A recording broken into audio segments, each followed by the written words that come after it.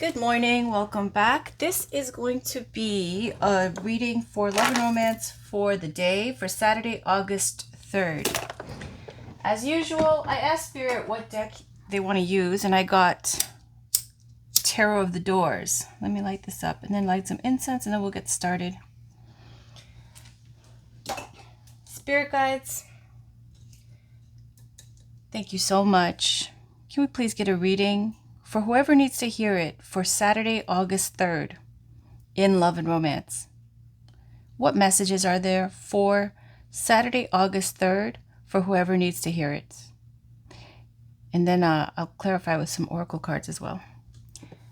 Let's get rid of all that stress,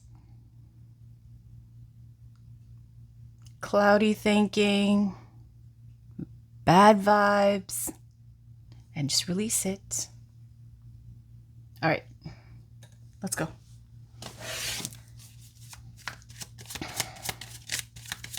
Spirit guides, what message is there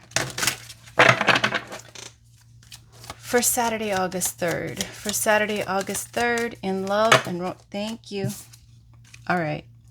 7 of Pentacles. 7 of Pentacles. Waiting. 4 of Wands, the solid happy home. 9 of Pentacles, the ripe, independent, single person. Doesn't matter if it's feminine or masculine here. It's not masculine or feminine. It's whoever is in this 9 of Pentacles energy. Here, it's notable that the bird is a machine. It's mechanical. It's not a real bird.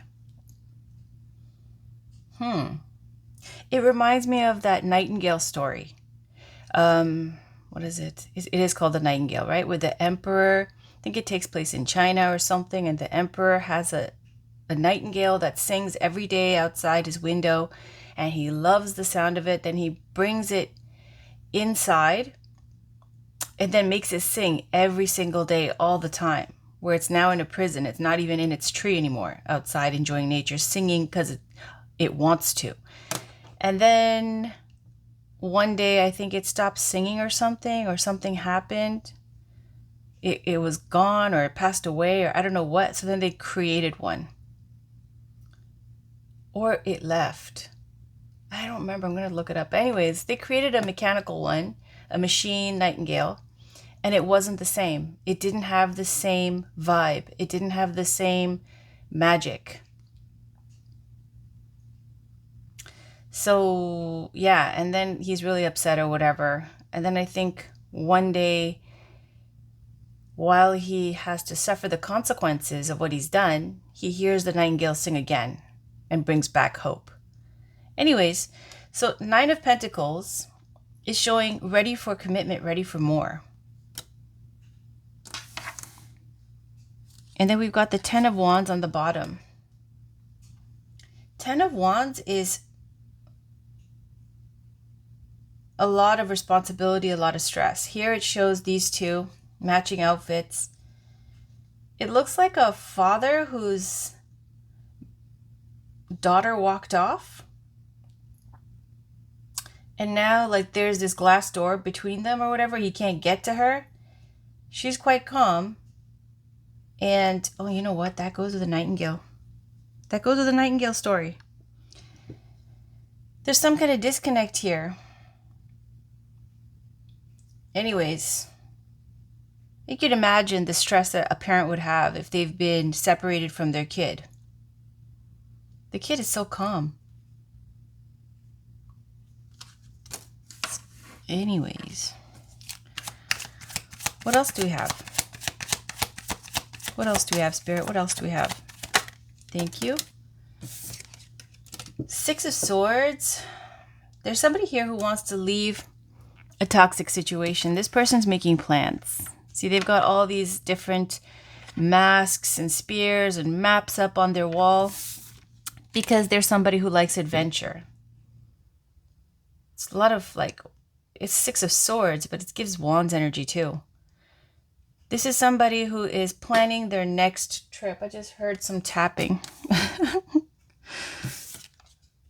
as usual, I wake up to, my nose being tickled and it's time to do readings. And I'm like, it was 5 in the morning or something. I went back to sleep. Oh, no, no. Then again at 6. So we got 6 of Cups. 6 of Cups it's happy childhood memories here in this card is depicted. This grandmother who's reading stories to her grandkids and even the neighborhood kids. It's giving a really stable, lovely, happy home vibe, right? But 6 of Cups is nostalgia. It's somebody from your past. Somebody who brings kind of warm and fuzzy feelings, that comfort, that safety, that peace that you get when you're a kid and you're around your grandmother. For some of you, you might have, your grandmother's energy around you. I don't know. I'm just going to say whatever comes to mind. And we got the Devil. The Devil is attachment, control. So it shows you're somebody wanting to leave, right? 6 of Swords wanting to leave, and then the 6 with the 6 of Cups. It might even be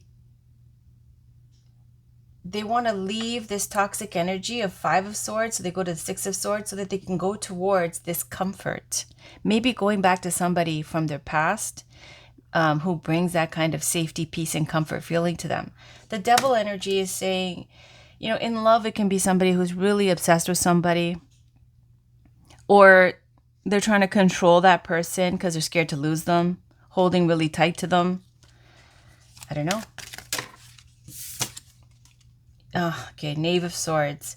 Here it shows a person who's watching this person leave the house. It's just a stalker card. Knave of Swords is keeping tabs on somebody, watching them, hacking their phone, spying on them, hiring people to spy on them.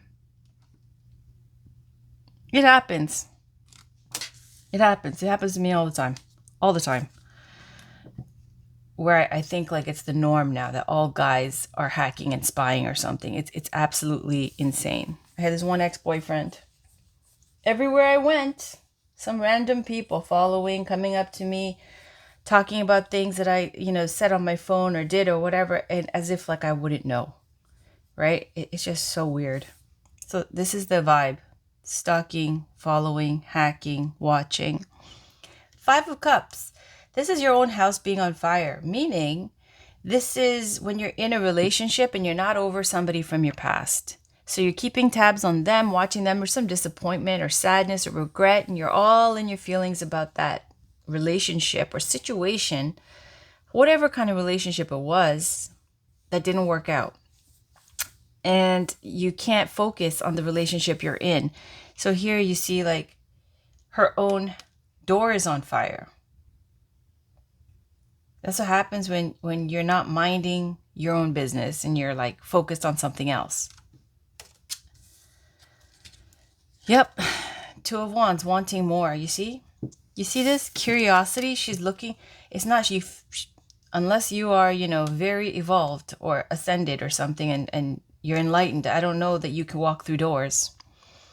But it's showing mentally she wants more. She's trying to peek through this door. Her mind is looking beyond her house. Right? Like I said, it's like your own house being on fire, but you're not paying attention because you're looking at something else because you want more. You could be in a relationship but wanting something else. Keeping tabs on something else, not over something else, which speaks to the Nightingale. Right? It's you had the real thing and then you didn't appreciate it. And now you're trying to build this like happy home or something. And then it's with a fake bird, right? It's not the same.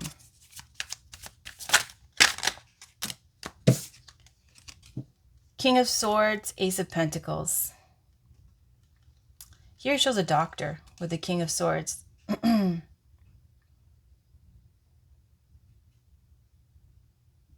Could be health issues, medical problems for somebody that you're taking care of. Maybe that's why you cannot be in a relationship. Maybe there's somebody who's dependent on you that you have to care for, even if you're not a doctor, or somebody that you have to who's dependent on you. The King of Swords is somebody who's single, a single parent, honorable, educated, smart, sharp mind, and more analytical than emotional. I mean, they could be emotional, but when you're in King of Swords mode, you're thinking everything through before you make moves. You're holding everything back before you speak up and say something, because when you say it, you really mean it. Ace of Pentacles is the keys here to a new home. It's a new beginning. It feels like there's something that has to be dealt with before you can start fresh. Right? Like it feels like there's a past situation and a new situation. And there's somebody who's dependent. On the bottom, yeah, Four of Pentacles. You see, like she wants out, but she's so much bigger than this tiny door. Right? This door is so, there's no way. She's going to have to put like some kind of Herculean effort to, not really actually. She could hop over this. She just has to think about this out of the box. Like, this is a door. I got to use the door to get out, but no, that door's not going to work. You have to do something completely different that people don't do to get out of this. Four of Pentacles is holding on tight to something. Somebody won't let go. And therefore, it's like being closed off. It's also a card of being closed off in love and romance, where this is how she sees, or she or he sees, getting out of this situation. Like there's no way out. There is. It's just out of the box. All right. Anything else? Let's clarify the devil. What's this devil energy, Spirit Guide? Spirit, what's the devil energy? What's this devil energy? Thank you. Three of Pentacles. Hierophant. I think it's a third party. Maybe they were married before and they're separating now.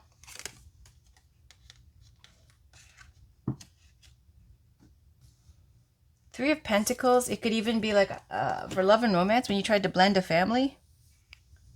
Hierophant speaks to commitment. It looks like there's something here that in Seven of Pentacles starting off, it's waiting, right? Waiting. You've been nurturing some relationship, waiting for the Four of Wands, marriage, the happy home, and whatnot. And Nine of Pentacles here, being single. Let's clarify the Ten of Wands. What's the Ten of Wands? It's like not able to get to what you want. Not able to get to your person. Look, Ten of Wands is Ten of Cups. Yeah, your emotional fulfillment. You want to reach out to somebody, right? But you can't get to them because there's too much stress right now. There's too many obstacles. And it's weighing you down. But 10 is completion, so it's almost over. It looks like perhaps somebody's going through a separation.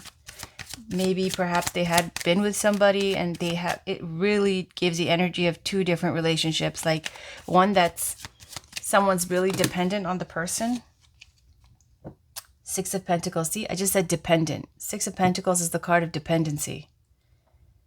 Six of Pentacles is a mutually beneficial relationship, but generally one person has more power than the other in love and romance. It's like friends with benefits. Now it can also speak to dependencies because the card of philanthropy, giving and receiving, being of service, being generous, an exchange of energy. Here, Six of Pentacles is showing a mother and a child and gifts being left at their door. There is an energy of giving to those who need it, giving support, giving love, giving a surprise, a gift. There's this energy of having like dependency, like somebody's dependent on you, or you've nurtured a dependency. Eight of Pentacles, got the Ram, this got Capricorn energy.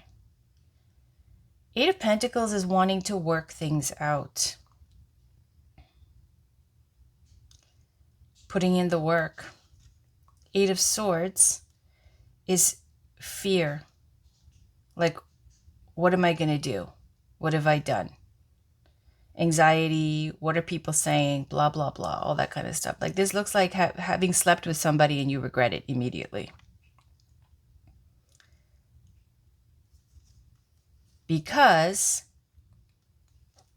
this looks like the energy of messing with people that you shouldn't mess with. I mean, if you are in the power position and you are the one who has the upper hand, it's like trying to hit it with like people who are vulnerable or sensitive or, in a tough place, or they want more than you do. You don't do Six of Pentacles with people who are not as empowered as you. That's mean. Eight of Pentacles is like with this energy of, well, you feel like you're inspired after you do this to like work things out. Give it a chance. You end up finding out after you hook up that this was a mistake. So don't make that mistake. Honestly, it's like some people, what was I clarifying here again? I'm fully lost. Oh yeah, I was talking about dependencies and then these cards flipped out.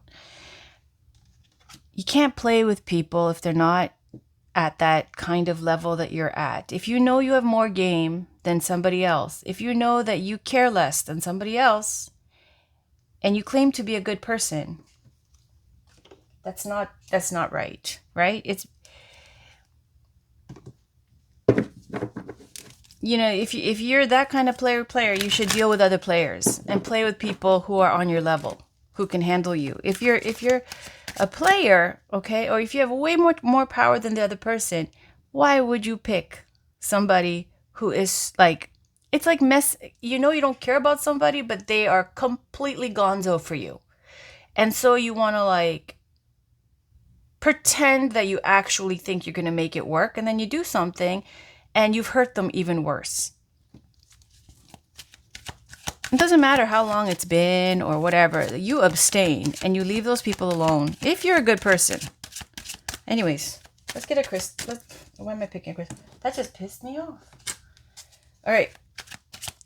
Yeah, you can't, whatever. That doesn't make you a player. Whoever, if someone's doing this to you, or if you're doing this, or if you're doing it without knowing, because you're telling yourself you have good intentions. No. Can we get a crystal, please? Maybe I'm wrong. Maybe I'm taking it to something else. I don't know. Let's get a crystal, please, for today, and then I'll pull some love cards. Thank you. See? Smoky quartz. Let it go. Let it go.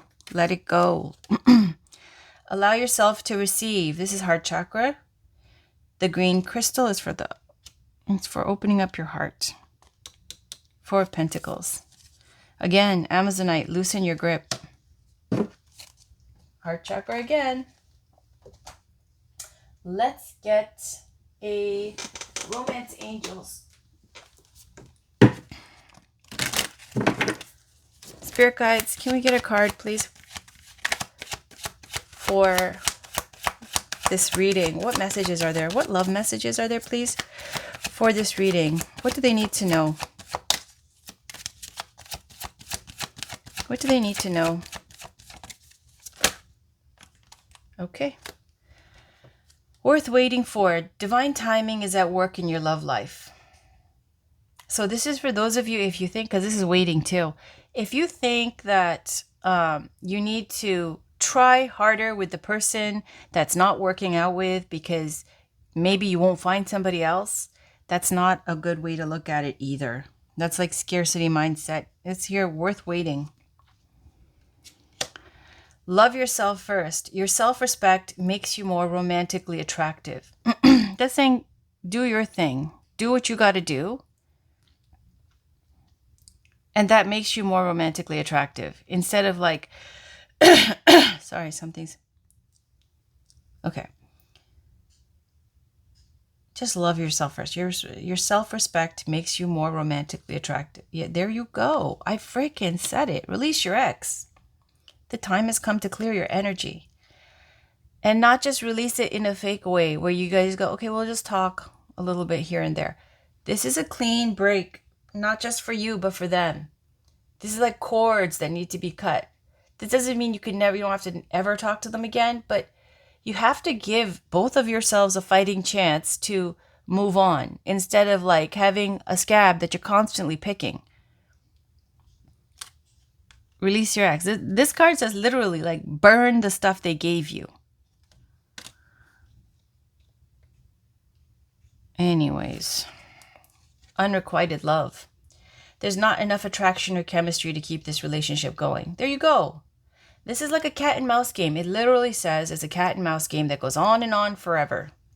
And at the heart of it, I mean, it's nice. It literally says it makes you feel good to know that there's somebody out there who wants you. Or like, there's this person, that you have a person. But it never, ever amounts to anything because at the heart of it, you both know there's not enough attraction or chemistry. Okay, let's get a Whispers of Love. Let's just go all in with the love cards, and then we'll do Journey of Love. Spirit guides, can we get a card, please, for Saturday, August 3rd? What do they need to... Thank you. Spiritual connection. This relationship has a connection that goes beyond this lifetime. So there's someone here that you have a spiritual connection with. You see how their minds are linked? And there's different lives that they've lived where they've known each other. Here they're walking a leopard and a panther. Which kind of speaks to like, they're different, but they're very similar in their like kind of spirit animals that they're walking. It's a spiritual connection. There's somebody here you have a spiritual connection with. Somebody new. True love. There you go. This love is a once in a lifetime love. Somebody new. I said it. It's a spiritual connection and it's true love with someone. But you're acting like you don't know how to get there because you're so like, I don't know, either you or somebody else or the person you're dealing with. I don't know. Let's see. Let's pull a Journey of Love. But it's true love. That's tough. That's really difficult. This is Alana Fairchild's Journey of Love. Can we get a card, please? Here, let's do this. Let's get a card for the past, and let's get a card for the present situation. Spirit guides, can we get a card for the past love, for the ex, for this person that they are dealing with? Can we get a card for the past? Past love. Can we get one card for the past love, and then we'll do one for the present new love interest or spiritual connection one. Can we get a card? Thank you. The past is Across the Waters. On the bottom is She Loves. I'll read the poems for both, and I'll read a little bit of the info on this one. It's the second one.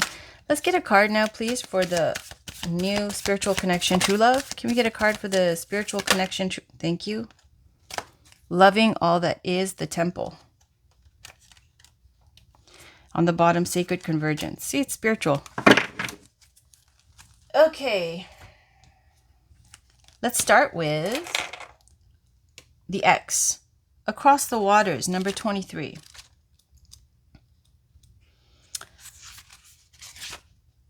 You are being called across the waters as if crossing a bridge of light from one ocean to a far greater one.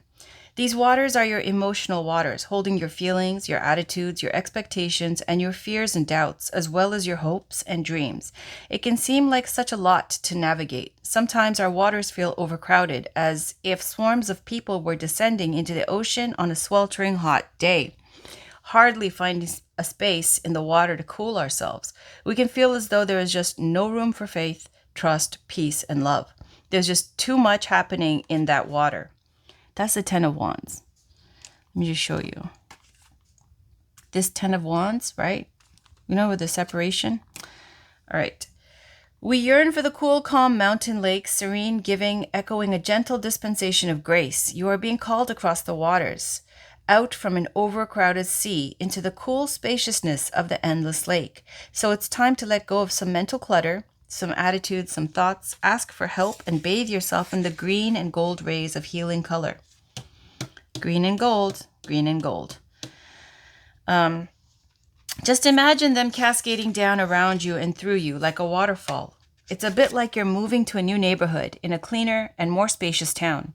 It might be a bit unfamiliar at first, but soon enough you'll enjoy the difference. This oracle brings you a message. It's your time to think about something in a different light. Soon you'll have a shift in perspective, and the feeling of overwhelm, stress, and just too much going on will be replaced with serene trust and peacefulness. Know that beneath even the most chaotic mind is a place of deep, quiet serenity within. Do whatever helps you dive deep to find it. Dance, take some rest, meditate, do yoga, write, paint, make love, make music. In that quiet serenity within, you'll be leaving unnecessary chaos behind, and you'll be presented with a gift of a new way forward. And then the poem, inhaling the soft scent of promised taste, the nectar moist upon my lips, I savor each sip across my tongue, dwelling in the moment's pleasure, warm and sweet, bathed in tingling thirst, I find myself wanting you, wanting more. 61. This is She Loves. Forgiveness is here for you now. Can you partake of it? Forgiveness for your own self, for the times you messed up, didn't love, forgot to trust, tried to take over, and decided against surrender.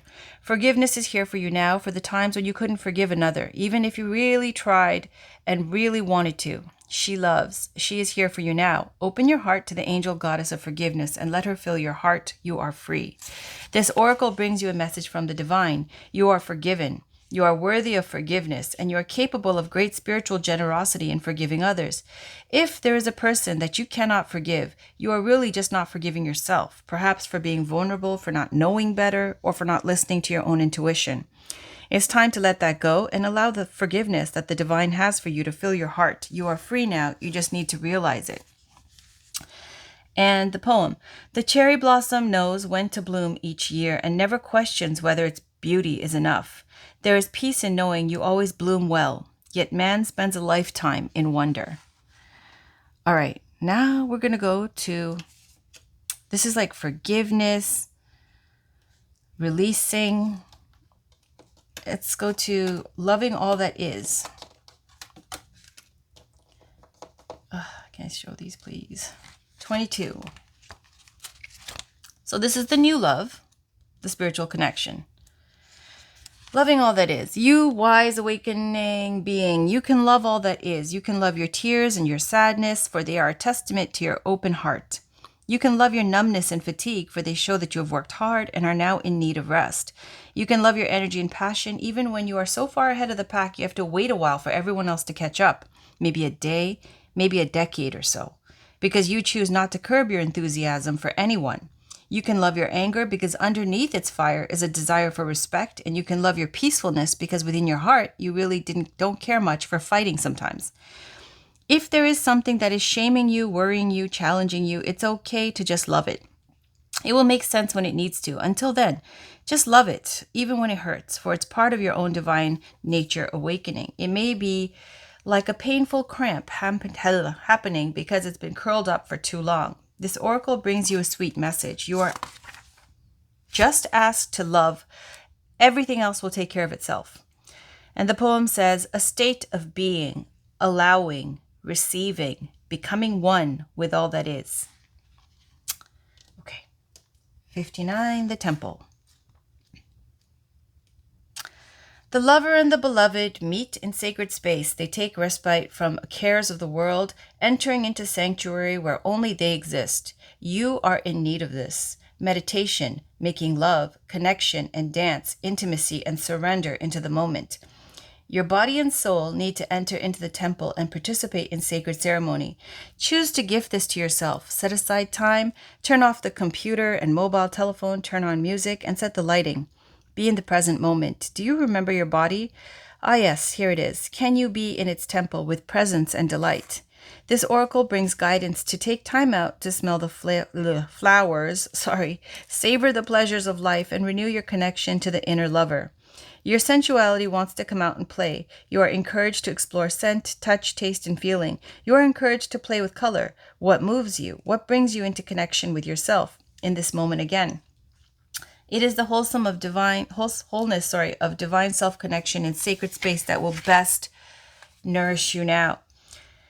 And the poem. Love should be given as it is received. On this day I grant you the love of 1,000 mountain streams and the pleasure of 100 bleats from a newborn baby fawn. For I too cry for love, and like the fawn, I cry with the hunger of being alive. And on this day I cry for the happiness of giving and the warmth of receiving and the softness of your gentle touch. It is moments like these when I smile for the someone who will always care. Finally, we have Sacred Convergence number 28. Where are we at? 30 minutes. Oh, Lord.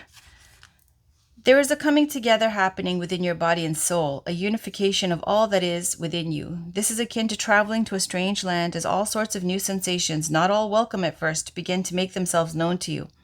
If you're experiencing discomfort within your own body or uncertainty and a sense of expansion to include more life in your thoughts and feelings, then you are conscious of this sacred convergence. It's like two worlds or more colliding. If you are sensitive, you will feel it happening as an important event without necessarily having a physical situation to attribute the experience to, or upon which to hang an explanation.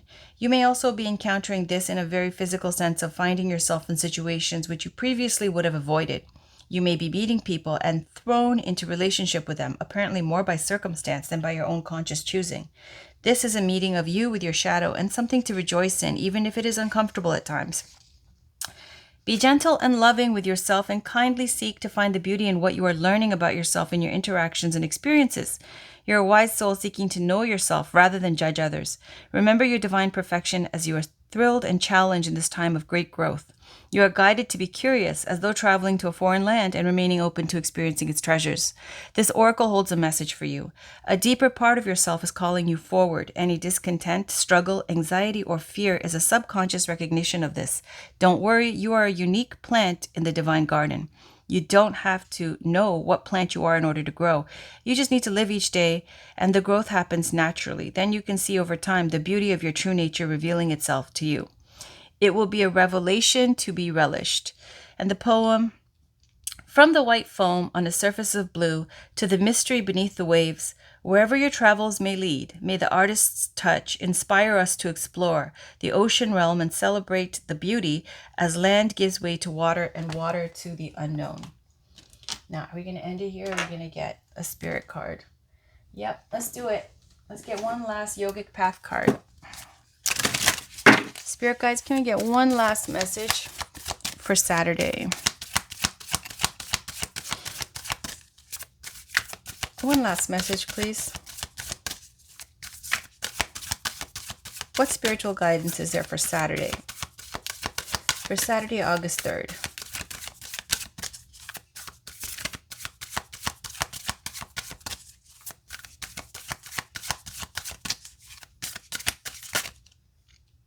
Ahimsa. I think it's a state of nonviolence or something. Or maybe I'm wrong. I don't know. Thinking of a song. Buddhi. Let's read Ahimsa. It's Yoga 87. Nonviolence, yeah. Yama, and then it says nonviolence, upright. You have been observant of how your thoughts affect your actions and how your actions reflect the quality of your life. Through actively changing your internal monologue, you are manifesting a heightened state of consciousness and a new paradigm. Continue to fine-tune your inner language to radiate compassion, joy, and peace.